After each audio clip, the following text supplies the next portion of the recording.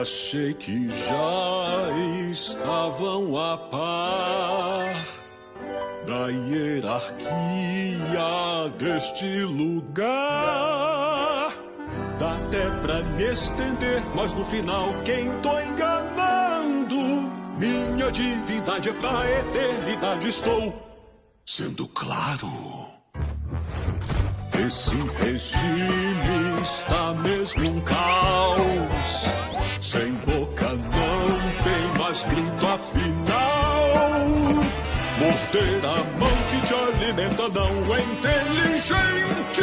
Entendam de uma vez só aqui é que vou continuar a existir. Sei que a lavada seca é normal, só lembrem quem é o chefe afinal.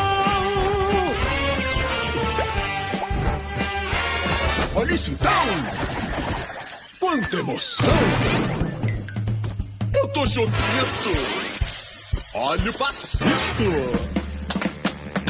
O chefão daqui sou eu, meu nome é Caim. Se sentiram muito usados? Oh céus, que decepção! Meus amiguchos, meus parabéns. Repaginei o RH de uma vez. Põe seu lookinho mais legal, não vou parar tão cedo. Só faz amor quem segue sem pensar. Que importa como você vai encarar. Vocês reclamam logo para mim que sempre fui seu grande chefão.